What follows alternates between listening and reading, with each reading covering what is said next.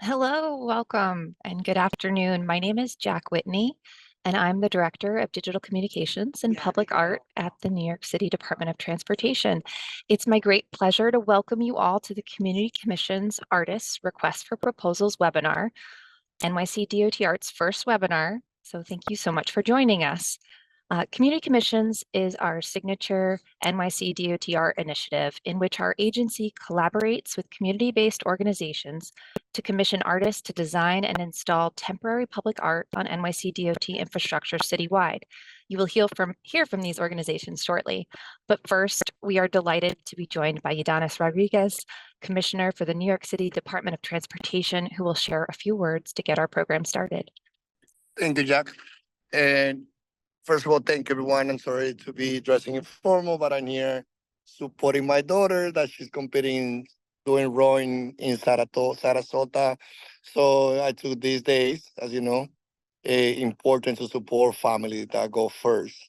Uh, Guys, everyone here from the team, Jack, Angeli, Ryan, everyone that represent any museums, any artist that is looking for opportunity. We are so committed to take this city to a higher level when it comes to art. And, when you look at society for thousands of years, for centuries, uh, leadership come and go. But when art is installed in our street, they live forever. And art should reflect the city, everyone who make the city. So as a commissioner, again, that being focused on equity, not because I learned in my graduate classes or I learned in doing my degree, but, I've been fighting for equity my whole life.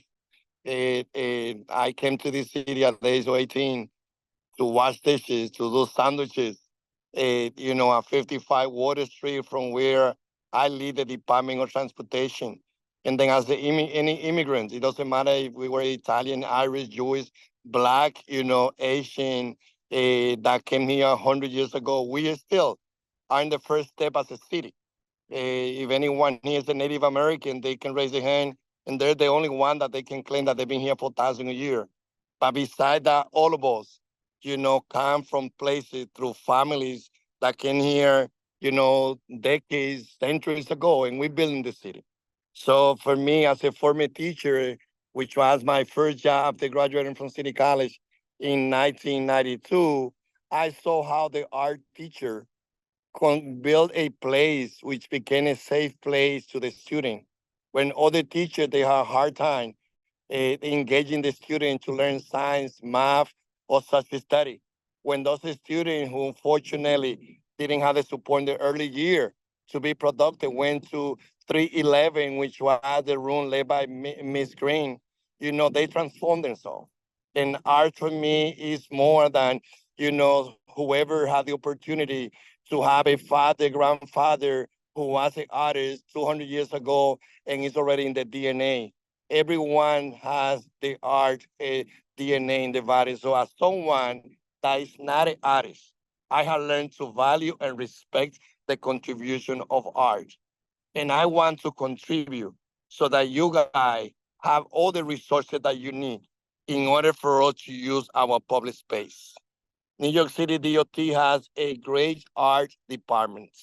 As you had Jack, that also has as part of their portfolio working in leading the art team. We also have Angelique that we were able to, bring someone that is to be fully on board to lead in that department. And we're going to be growing that department because, as a former teacher, we know that when DOE had to cut any budget, art was one of the first ones. And I want to be sure that art, that we reverse that culture at DOT. I want to be sure that art will have all the resources that is needed. New York City DOT manage 27% of our land, roadways, sidewalk, public spaces. So yes, you were here, and very soon I will get back to you with Jack and Angeli and the team for you to hear the details about this great opportunity that we have in this RFP that will be closed. Invitation for proposal, will be closed on June 30. But this is more than the few opportunity that we have to few artists. This is only a beginning. I'm committed to put more resources in this coming budget. I'm committed to work with the museums to get our museums to bring the resources to our community. So again, you will hear details about this particular process where we are right now, but more than that, I want for you to look at opportunity. If there's anyone near your community that is a local artist that wants to put a sculpture in a public space, DOT can do that. In the last 4 years, in 2008, New York City DOT has approved 450 temporary art exhibition in our street. Few weeks ago, I was in downtown Brooklyn working with the downtown Brooklyn Alliance when the artist, he was able to paint 11,000 square feet of roadway. I can tell you, as someone that walked many times with my daughter when they were little, when you walk in the street and you give color to the street and you give art to the street, that whole New Yorker to navigate as we work every day, walk every day with a lot of stress in our life. So again, thank you for being part of this process. You have worked, many of you have worked with the DOT Art Division for so many years, but I can tell you, I can assure you that at DOT, there's a new day when it comes to celebrating and investing in our art. So today is more than this proposal that we are putting on the table to get, some response for the few opportunities that we have. This is only a beginning. I want for all of you who are not DOT members to also think about how you can continue working closer with us. So thank you, Jack. Thank you, Ryan, my chief of staff, and thank you, Angeli. And then now I give it back to you, team. Thank you, Commissioner. We are grateful that you could join us today and appreciate your relentless support of our program. I'm Angelique Vizcarno-Laboy, Director of NYC DOT Art, and today we're going to introduce you to the selected community-based partner organizations for the Community Commissions program, take you through the application process to best inform your proposals and answer questions at the end. I can't stress enough how we hope this will be an opportunity to uplift these sites and amplify the missions of our partner organizations. NYC DOT Art is accepting applications now through June 30th. And this webinar is being recorded, as you can see, and will be available on our website at a later soon date. You will receive a message at some point to let you know of that date. There are other opportunities that are happening, as the Commissioner mentioned. For example, we have our Summer Streets RFP also live until June 16th. You can sign up for an e-newsletter to stay informed about available opportunities at nyc.gov/DOT-art. And Leah, our project manager, is gonna take over. She's going to be the captain of this webinar. So I'll hand it over to her, but I'll like to say thank you so much for being here today. And artists, we can't wait to see your proposals. Take it away, Leah. Hello. So how is this? Okay. Here is our quick agenda that we're going to get through today. Very ambitious, but we want to give you all the information required to submit, a great application for our review later on. We'll go through what Community Commissions is, as well as, DOT Art in general. We'll introduce you all to the partner organizations selected for this initiative, and then we'll walk through some more nitty-gritty details, like what exactly we are looking for to permit, what materials are going to be used, as well as how to actually apply. And then we'll walk through some questions. We will begin with the pre-registered questions that you submitted during registration. And if you have any other questions that arise during the webinar, feel free to use the question and answer feature. We would like questions to go in that rather than the chat. So if anything pops up during the webinar, feel free to go there and it will get answered live. So moving along, DOT Art, as has been mentioned, was founded in 2008, and since then we've installed over 450 temporary installations on DOT property, and most of these, if pretty much all of them, use a collaborative method where we are partnering with organizations on all of them to commission artwork and install artwork across our property. And so we have a few different tracks. As Angelique mentioned, there's another open call for summer streets, but we have a few different application methods. And today we're going to be discussing community commissions specifically. So Community Commissions is a signature initiative for DOT Art. It's our first time doing this since 2020, so we're really excited to bring it back. And it's the program in which we are selecting, it's a two-phase process where we select a partner organization for each borough, and then we the second phase is the one we're in right now, where we're soliciting artwork for each of those partner organization sites. Partner organizations have, exhibited experience with presenting to a diverse audience, have, ownership over a site and a community. And we're really excited to introduce you all to the partner organizations here. And DOT provides both funding for these projects as well as project management support. So we're really, providing the tools to exhibit public art on our property with the hopes that, these artists and partner organizations will come back and communicate to their communities as well of our process and, creating the foundation to keep the public art process moving forward. So hopefully this won't be the last time that we're working all together on public art in the city, but we're really excited to do it through community commissions specifically. So here's an example of some past installations that we've worked on through the community commissions track specifically. As you can see, they are rather large scale. They're really, innovative, and all of these artworks are new and site specific. So these were all created for the partner organization specific to each of these sites and completely new to both the artists, the partner organization, and DOT. So you can see we have large sculptures, large bridge wall murals, as well as interactive sculptures in the past. This one on the right here, you can move the blocks around. So we're really, these are all specific to the sites themselves. And that's, the goal of this mission is to create site responsive artwork that's reflective of the community.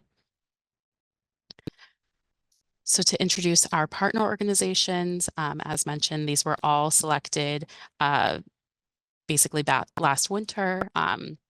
And we have a representative for each borough, which is really exciting. We have Concourse House in the Bronx, I Am Caribbean in Brooklyn, West Harlem Art Fund in Manhattan, Rubin Museum of Art, formerly based in physically in Manhattan, but will be representing Queens. And then On Your Mark for Staten Island. So we'll begin with Jess from Concourse House to introduce her organization.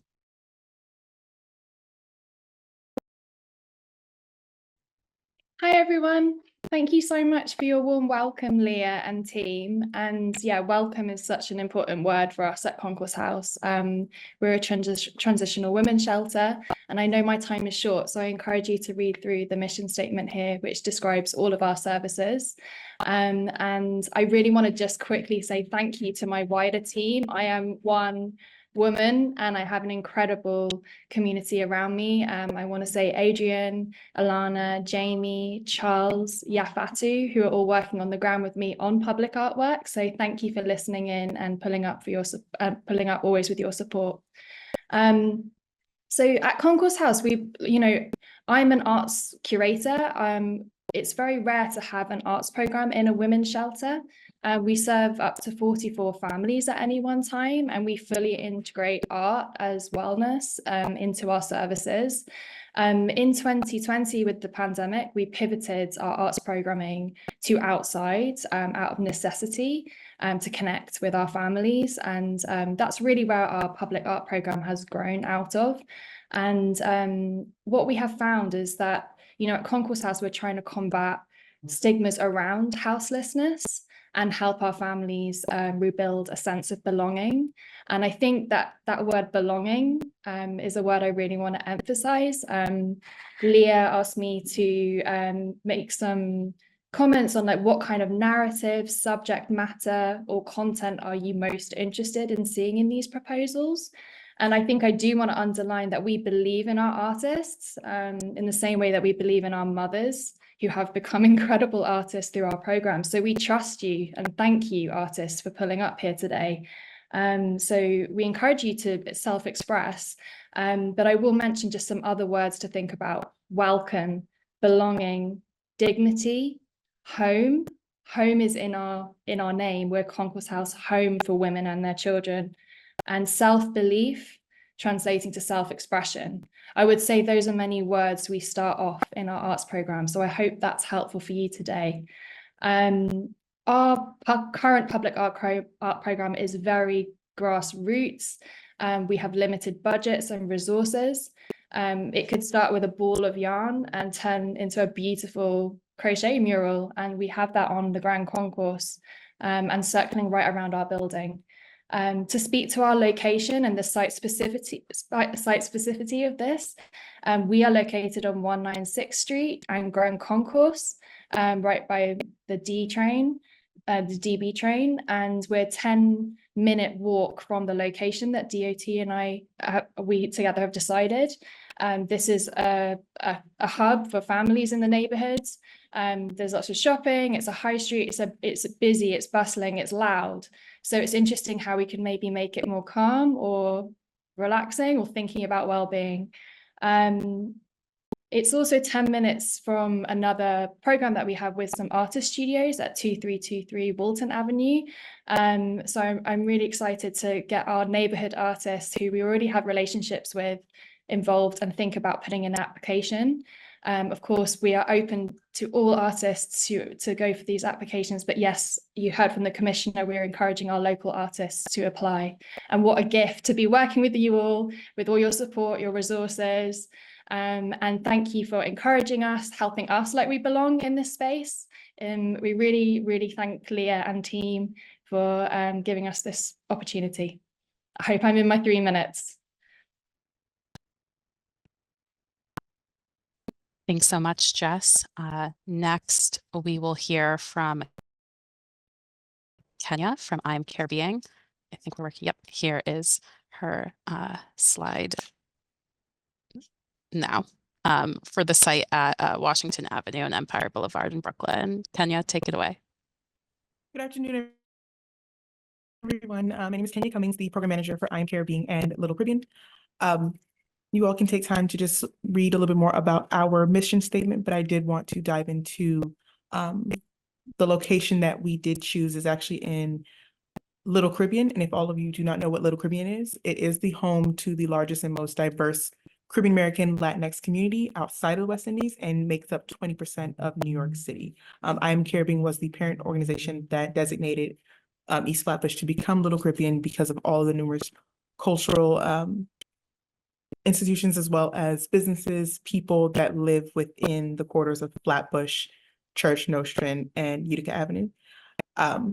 We would love to see something that's representative of the Caribbean culture and that captures the essence of Little Caribbean. We want to tell a story and really highlight the history, how Caribbean people came to New York, how we have grown, how we've contributed to society within New York. And we would love to be able to work with any artists who can really connect with us on that subject matter. We have already done numerous programming like at Prospect Park and Brooklyn Botanic Garden, which is near the space that this would be happening at, that we want to really highlight everything that we possibly can about Caribbean culture. And it's more than just carnival. There's a rich history behind it that we want to share with them. We put up every year. But thank you so much, DOT, for this opportunity to work with many, many artists. I can't wait to see who we're able to connect with and what we were able to do moving forward. Great. Thank you so much, Kenya. Next, we'll hear from Savannah from West Harlem Art Fund representing Manhattan at the median at 124th Street and Lenox Avenue. Savannah, take it away. Good afternoon, everyone. My name is Savannah Bailey McLean, and I am the Executive Director and Chief Curator of the West Harlem Art Fund. My organization has been in existence for the last 26 years. We have presented public art throughout New York City, 4 out of the 5 boroughs. So we're very excited that we're working with DOT for a second time presenting a work in Harlem. This one will be in Central Harlem, and it's going to be on Lenox Avenue and 124th Street. I selected that area for a reason, well, several reasons. One, it's in the spine of Harlem. There's 3 Harlems, East, Central, and West, and Lenox Avenue represents one of the spines in Harlem. It's also historic for many reasons. Lenox Avenue used to be home to at least 2 legendary nightclubs, the Savoy and the original Cotton Club. It also used to be the site for Augustus Savage Harlem Community Arts Center, and also the photography studio for James Van Der Sea. There were several restaurants, historic like Lenox Lounge, which was both a supper club and a jazz spot. So it has all this historic reference to it. The other street nearby, 125th Street, was at one point a little theater district. Several, as many as 7 theaters used to occupy 125th Street, not just the Apollo Theater. There was the Harlem Opera Theater. There was other theaters, 4 on the east side and at least 4 on the west side. You had the West End Theater, which is now a church. You have the Victoria Theater, which is now called the Victoria 5 Theater, that has been restored and renovated. So entertainment was very important. Why was entertainment so important, and the arts? Well, Harlem has been in transition ever since it became a part of New York City in 1873. It was sort of like the suburbs, very rural, with families like Alexander Hamilton who had large estates. But then when it joined with the city, transportation started to improve, connecting Harlem to the rest of the city, and it offered opportunities, particularly for immigrant families from Italy, from Germany, ethnic enclaves like Jewish American families seeking a better life. And so there was a floodgate of people coming north to live in Harlem, new buildings. Even though they were paying more, they wanted a better quality of life. But like always, there are transitions in New York City, and then a new population started to come into Harlem, and these were Black people from the South. My grandmother was a part of that second wave, and so they started to come north too because of World War I as well as World War II. Jobs became available, opportunities became available, and so Harlem became the Black capital of the United States. Why this particular time is important for this installation: next year, the National Urban League, which was founded in Harlem during the 1910s, will be opening up their brand new headquarters for the first time. And they're coming back to Harlem. They were originally in Harlem, moved to Louisiana. Now they're coming back. The state of New York asked them to really consider coming back home. We will also have the Studio Museum opening up again in their brand new facility. And mind you, the site of the Studio Museum was the original site for the NAACP. So we want you to take all of this history into consideration. Migration, the migration of various people looking for freedom, looking for a chance to express themselves fully as human beings, artistically, creatively. So when you think about the space, and we want you to come and visit. In fact, this evening, if you check on our website, westharlem.art, we will have several pages for you to read about the history of Harlem, all of its histories. And so therefore, you could take that into consideration when you do your application for this particular site. We are open to all groups of people. We are open to all residents in New York City. It's really about the narrative and the spirit of what we are trying to do. We don't wish to pigeonhole anyone. So we're hoping that you will think through our site, think through the history of Harlem, because a lot of people do not know the history of Harlem. And oftentimes negative narratives are spread, and it doesn't actually show the full breadth of all the people, institutions, movements that actually took place. So we look forward to seeing everyone's application. Like I said, if you go this evening, westharlem.art, we will have pages for you to read. And so therefore, when you apply, you feel the purpose behind it. And we hope that we get a great turnout. Thank you so very much. Thank you so much, Savannah.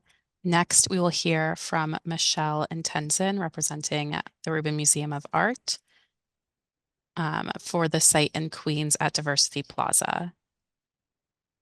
Thank you so much, Leah, and hello to everyone. The Rubin is so excited to be a collaborative partner with DOT to support artists and public art spaces.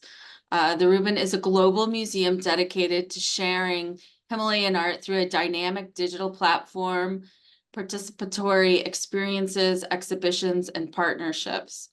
Inspired and informed by Himalayan art, the Rubin invites people to contemplate the human experience and deepen connectedness with the world around them in order to expand awareness, enhance well-being, and cultivate compassion.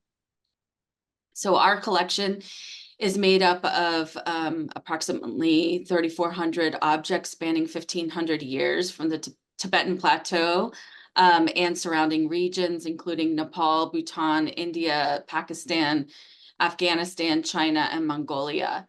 As you may have heard, the Rubin is transitioning to a global museum, and we will be closing our building in Chelsea October 6th. However, our mission remains the same: to bring greater understanding and appreciation of Himalayan art to as large and diverse an audience as possible.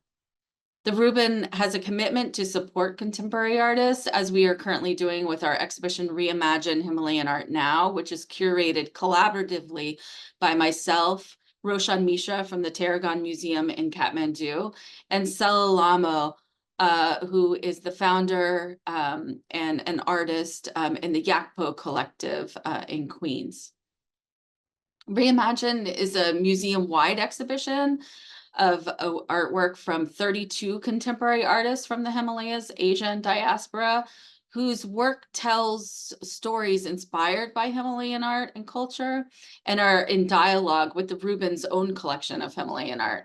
So Reimagine transforms the entire museum with these new commissions and site-specific installations, and also existing works that's juxtaposed with the museum's collection, inviting new ways to encounter the living traditions of the Himalayan art. And this is what we're looking for in this space in Queens as well. So continuing with this project, we're hoping to engage artists who will give greater context to the living traditions of the Himalayas, how the themes such as interconnectedness of all things and all beings, the cyclical nature of life, impermanence, enlightenment, migration, and spiritual practice are relevant to issues facing humanity today. As we move to being a museum without walls, we are happy to be part of partnerships like this, and this will be our first public art project. And I'd like to thank to express our gratitude to New York City Department of Cultural Affairs, the Mayor's Office, and City Council for their support of the Rubin in past years. We're very excited to have the space at Diversity Square in Jackson Heights designated for this collaborative project, because Jackson Heights has become a hub for the diaspora communities of both Tibet and Nepal. And now I'll turn it over to my colleague Tenzin Gelik, who will talk a little bit about community engagement at the Rubin. Thank you, Michelle. I'm Tenzin Gelik, Senior Specialist in Himalayan Art and Culture. As Michelle mentioned, we have a very strong community engagement. The Rubin Museum makes a special effort to foster community partnerships throughout our programs and activities, with a focus on ensuring a strong community voice and a stake in our exhibition and the program. We invite members of the Himalayan community to participate in design, implementation, and evaluation of our activities whenever possible. This approach enables Reuben to create a platform for community voices and contribution in our work and create a healthy relationship with the community. The exhibition, Healing Practices, Stories from Himalayan Americans, which was on view from March 2022 to January 2023, was brainstormed and brought to life by a diverse and inclusive community advisory group. This group represents important aspects of the community in various fields such as art, culture, and education. Reuben's exhibitions incorporate community voices through audio and visual media, displayed in the gallery and in our digital platform. These mediums enable community members to share and reflect on their experiences in relation to art. By emphasizing the importance of living tradition and culture, these exhibitions bring a fresh contemporary community perspective to the artwork. Thank you. Thank you so much, Michelle and Tenzin. Last but not least, we'll hear from Nadia representing On Your Mark for Staten Island. This site is the only site through community commissions that will be receiving an asphalt art mural. The rest of the sites were for three-dimensional and sculptural work. And I'll let Nadia speak a bit more about the site and her organization. Thanks, Leah. Hi, everyone. My name is Nadia Fabozi. I'm the Director of Development at On Your Mark. On Your Mark, for those that don't know, is a local nonprofit in Staten Island that provides programs and services for individuals with intellectual and/or developmental disabilities across their life through a variety of programs and services, some being respite, residential services, day habilitation, ComHab, employment services, business initiatives, and clinical. With the multiple programs and services that we offer, we have art programs where we give the individuals an outlet to express themselves through art in any way, shape, or form. We're very excited for this partnership as we believe and promote art expression amongst those that we serve. Some of our goals for this project are promoting community and social inclusion, integrating the individuals with intellectual and/or developmental disabilities into the community activities through collaborative art projects, helps foster a sense of belonging and inclusion by engaging them and creating public art displays that are visible and accessible to all the community members. It will enhance daily activity participation to provide regularly scheduled art activities and encourage creativity and active participation. This helps to increase daily engagement and reduce isolation. It will also help encourage independence and self-empowerment by developing art programs that allows the individuals to make choices and express themselves through their unique perspectives. We empower them to take ownership on their creative process and enhance their confidence and independence. It will also help promote health and fitness by integrating physical activities into art projects such as murals, paintings, or sculpture installations that require movement and coordination. We'll be able to help promote physical health and wellness and well-being through our activities.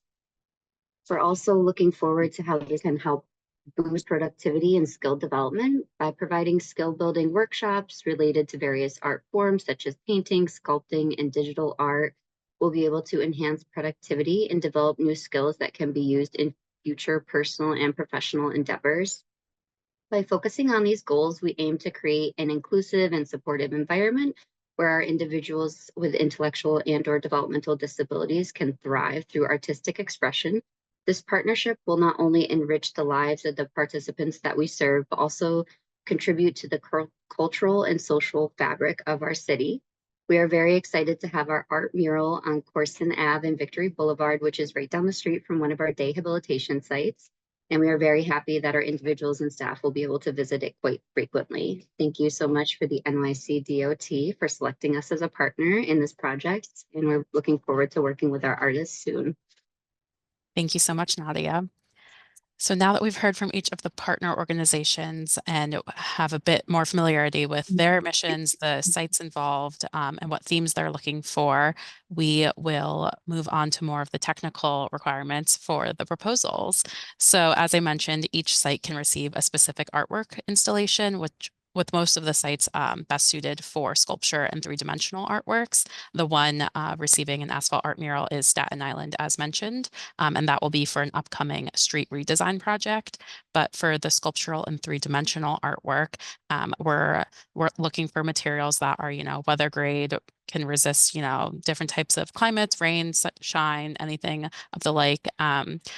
We'll work together on an exact display period, but you can expect your artwork to be out for at least, 3 months with a maximum display period of 11 months. So keeping that considered while figuring out what materials you're going to be proposing with your application. Similarly, we will need clearance around the sculpture and making sure that it's safe for pedestrians. So not just looking for safety to preserve the artwork, but also to preserve the site itself and pedestrians around it. So you can review ADA regulations, but making sure that it's not taking up like a majority of the path. So folks can still use it as a conduit to get around as well. And then artwork can't be painted directly on any of the plazas or three-dimensional sites as mentioned. And it has to be bolted or mounted into the site itself. And that will also require an engineering report, which we can work with the selected artist to figure out the best method for that. But basically all of our sculptures and three-dimensional interventions have to receive an engineering report signed and sealed by a New York State licensed engineer. And that will get reviewed by our internal units here to make sure it's safe for the public realm. Along with all the materials proposed, those will also go through a review from internal units here and the installation plan, removal plan, and everything. So everything will be reviewed with us. But that's part of the whole program is that we're working all together throughout every phase of the project implementation. Moving on to asphalt art murals. So similarly to the three-dimensional and sculptural interventions, we will need to review all of the paint types and materials being used for this as well to make sure, they're slip resistant and, safe for pedestrians to actually walk over. And then speaking to that a little bit, since these murals are intended to be pedestrian paths, we only paint asphalt art murals on pedestrianized areas that are closed to vehicular traffic 24/7. We like to, make sure that the designs aren't going to get disrespected in any way by people stepping on them. So generally, you can take a look at our Flickr page to look at some past asphalt art activations, but the designs are typically bold, colorful, geometric, anything too literal or realistic, it will have people stepping on them, and we don't really want to encourage people stepping on, people's faces or anything like that. So anything bold and geometric, it is, these are spaces to indicate safe pedestrian crossing. So it, alarms to those in cars as well that, this is designated for a pedestrian path.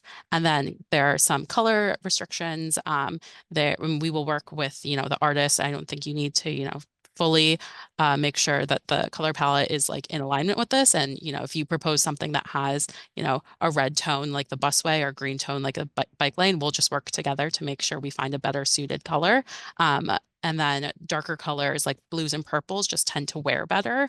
And anything lighter than that, like a yellow tone, like a light pink, it just might fade a lot quicker. And, you'll be able to see foot traffic on it a lot easier too. So those are just some recommendations that we've seen from past successful asphalt art murals. And the display period for an asphalt art mural would definitely be the 11 months, and then it would be eligible again for a new intervention in the future, but it doesn't, necessarily need to be removed.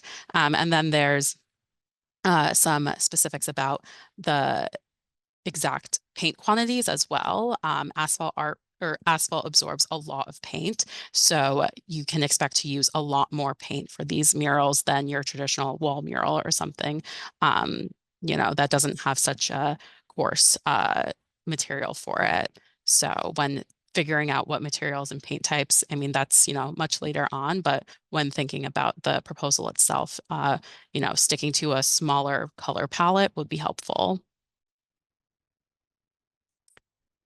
So for the artist requirements, what you can expect to handle throughout the process is the fabrication and installation, maintenance throughout the display period, removal and site restoration. The partner organization will be acting as the owner of the artwork throughout the display period, essentially, owner of the site. And the partner organization will be entering a legal agreement with NYC DOT. But the artist will be required to provide the maintenance plan for the partner organization to execute maintenance responsibilities throughout the display period. And the artist may need to be available to handle and be involved with actually maintaining the artwork throughout the display period. Similarly, the artist will need to be able to provide a fabrication, installation, and removal schedule that the partner organization will coordinate with them on to make sure it's, all able to be installed on our property during specific timing, and then restoring the site back to its original conditions, particularly for the three-dimensional and sculptural interventions. We'll, once the artwork is gone, we'll need to make sure that the site is totally usable again as it looked before, and there aren't any holes where the bolts were or anything like that. So that's what the artist can expect to handle during the project management process. We're looking to install everything by next year at the latest, next summer. So if a display period begins starting next summer, the artist may expect to be in a collaboration with us through, spring 2026. So it's a bit of a commitment over the next couple of years. But we'll work all together to figure out the best timing for everything once we select artists and their proposals. So for the selection process, the panel will be comprised of the DOT art staff here, along with representatives from our advisory committee, which is a panel of arts professionals external to DOT that review all of our applications, all of our proposals throughout the year. And they are folks from various organizations across the city or independent artists. A representative or two will be from each partner organization along with the selection process, and other DOT staff that are related to the site itself. So the site in the Bronx is considered a bridge for us since it's in association with the overpass there. So someone from our bridges unit will, sit on that selection panel, and each selection panel will be specific to the borough and project and site. So there will be a specific team, reviewing closely for each proposal there. And then what we're all going to be looking for is, artistic merit and site suitability, artwork durability, public safety. So making sure that, not only is it speaking to the community needs that each partner organization has already discussed today, but is also suitable and safe for the public and isn't going to present any hazards. And we are hoping to make selections by the fall. So again, the application closes June 30th, and then we'll take some time to make sure that we all sit together and review all the applications and select our finalists. So for submission material, we are using Submittable, which you'll need to create an account for. It's totally free. The open call is free as well. And I will pull up, hopefully I don't mess anything up with stopping and starting my screen share, but I'm going to do my best. Okay, here we go. So this is the submittable page. After you create an account, you'll be able to access the DOT Art submittable page. And we have, as mentioned, 2 open calls now, but you can review all of the guidelines here before you begin your submission. So this has, each of the site's mission statements, once again, each of the partners' mission statements, and then a link to the actual site via Google Maps, and then a link to the partner organization's website. So you can, familiarize yourself again, and it has a lot of the material already mentioned today. So once I am ready to begin my application, I will press submit, and it will show you once again all of the guidelines again. So you'll just scroll, scroll, scroll, and then you will pick which site that you are going to be presenting at. Once again, these are site-specific proposals, so we're expecting, your proposal to be, in association with one particular site. So if you're interested, in doing 2 sites, then that would theoretically be 2 different proposals. So you'll fill in, general contact information so that we can reach you after, artist information, your bio, your CV, some past work examples. These will all be, files, either JPEGs or PDFs. We'll ask for an image list that, explains all of the past work examples, and then an open-ended question asking for your past work experience with producing site-specific artwork in the public realm in any capacity. So it doesn't have to be with DOT in the past, but we're interested in hearing what experience you have. And then we'll get on to the proposal information. So we'll ask for the working title, the proposed materials, a sketch or rendering. It can be as basic as you see fit, but as the more detail, the better for us. And then your interest in producing this artwork for the specific site. So you'll have a couple of open-ended questions, speaking to that, including the social, historical, cultural context with the proposal as well. So, taking in what each of the partner organizations has discussed today, researching the site, making sure that it's, appropriate for this specific site. And then moving on to a few more open-ended questions, asking for the fabrication, installation, and maintenance. This will obviously, it doesn't need to be 100% finalized, but we want to make sure that you're thinking about these more technical aspects of it. And this is all will be under our review. So make sure to think about, I have this idea, but how am I actually going to get it out there? And then project schedule, another element that we will work all together if selected to determine, but figure out, how long you think that the display period should be. As a reminder, all temporary art installations through DOT have a maximum display period of 11 months, so it can't exceed that. And then speak a little bit about the installation and fabrication plan. And then lastly, the proposed project budget.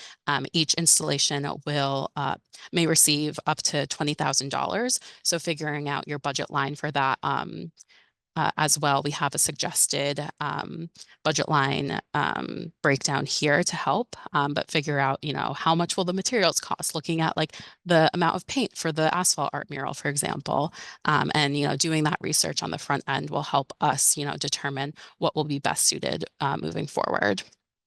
So that's the actual application, and you can save it at any time. You don't have to just go in and do it all at once, take your time with it. You have a few weeks. But when you're ready, you can just press submit, and then we'll receive it, and we'll be in touch throughout the process with our final selections. So I'm going to go back to the presentation now. 1 second.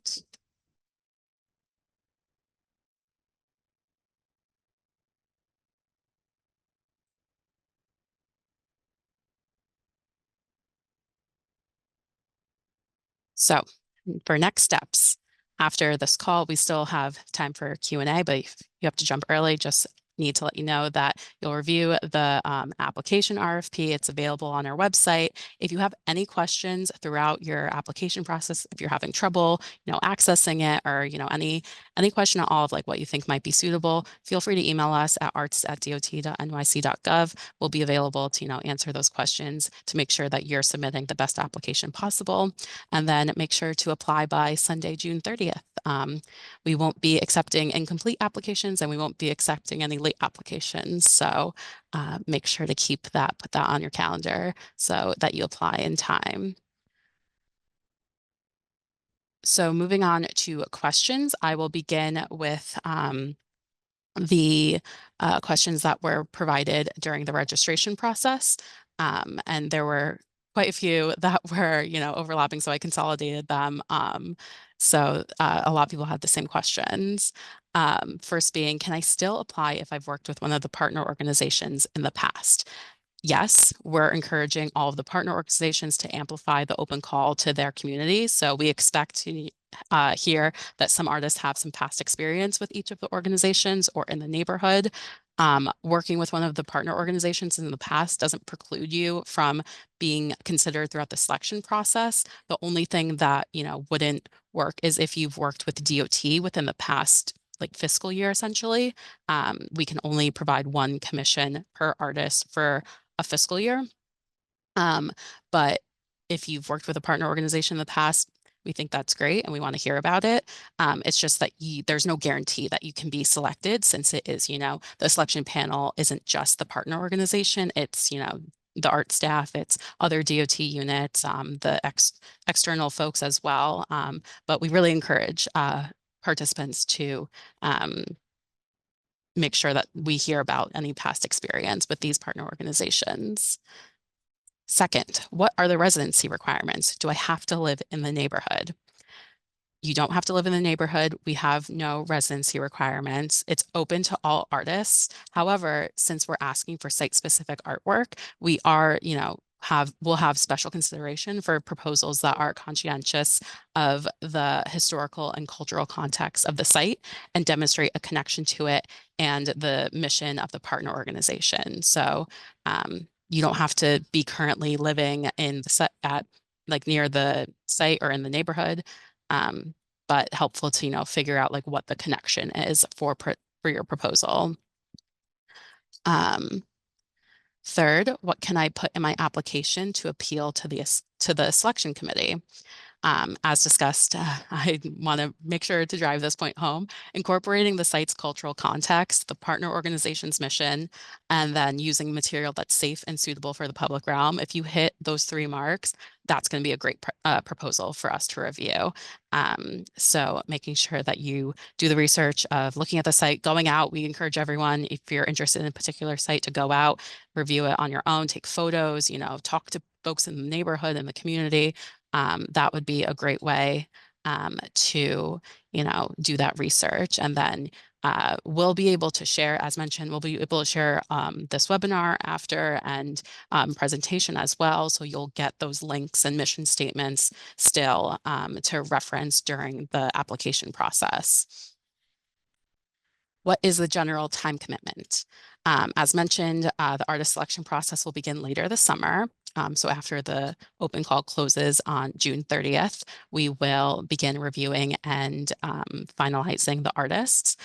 We are expecting the Staten Island mural to be first, since it's part of a larger street redesign process that is working with another operating unit. So those interested in Staten Island, make sure you're available later this year.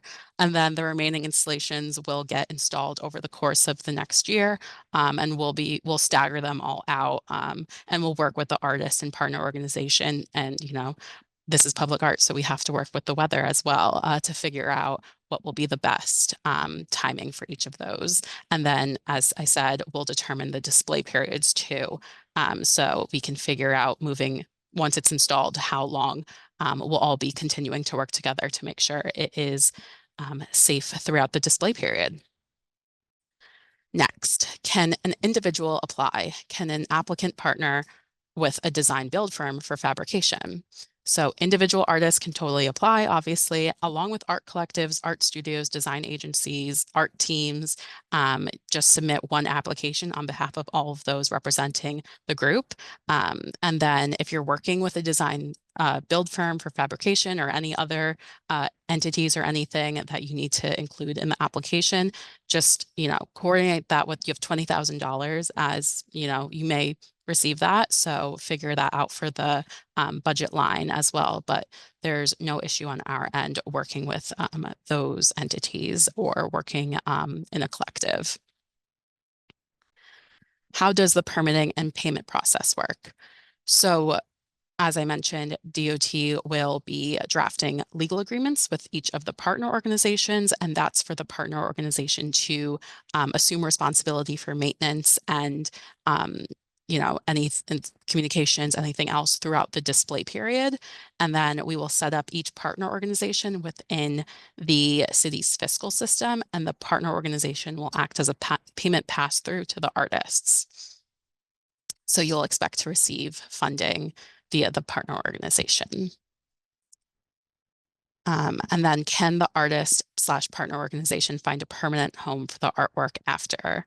And the answer to that is yes. I mean, permanent, will be up to it. Permanent wouldn't be with DOT necessarily, but the artist can work to find a new site after the temporary display period with DOT. We've seen past community commissions installations travel beyond DOT property. We've seen it, travel back to DOT property, just in a different community with a different partner organization. So it's totally up to you if you want to, see it live beyond the DOT site. Or if you want to have it returned somewhere else, that once the display period is done with us, it's, out of DOT's hands essentially. So I don't know if there's any, I have not had, that's all the questions I had from the registration. I will refer to the Q&A if there's any more.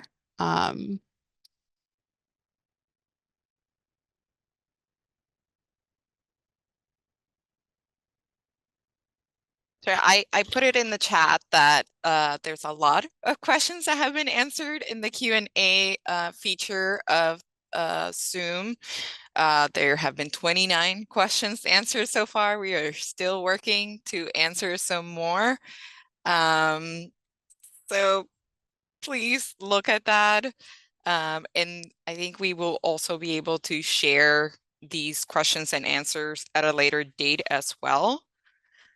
And I saw someone joined late, and yes, we are recording this session and we'll post it on our webpage, which is nyc.gov/DOT art. So it will be posted probably by tomorrow. And if we haven't gotten to your question yet, I'm still looking at them now and see that folks on the team here are responding. If we haven't gotten to your question yet, email it to us and we will respond that way. So don't think just when the webinar closes, you can't talk to us anymore. We are always available on our, you can find our contact information on our website. And once again, it's arts@dot.nyc.gov. So. Leah, do you want to put that slide up with our web page and our contact information again? Great, thank you. Jot this down. Yeah.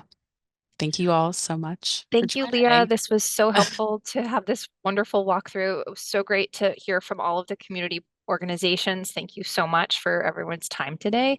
And as we mentioned, this recording will be posted, and the RFP is open. It's on our webpage, nyc.gov/DOT art, and apply now through June 30th on Submittable. Thank you so much.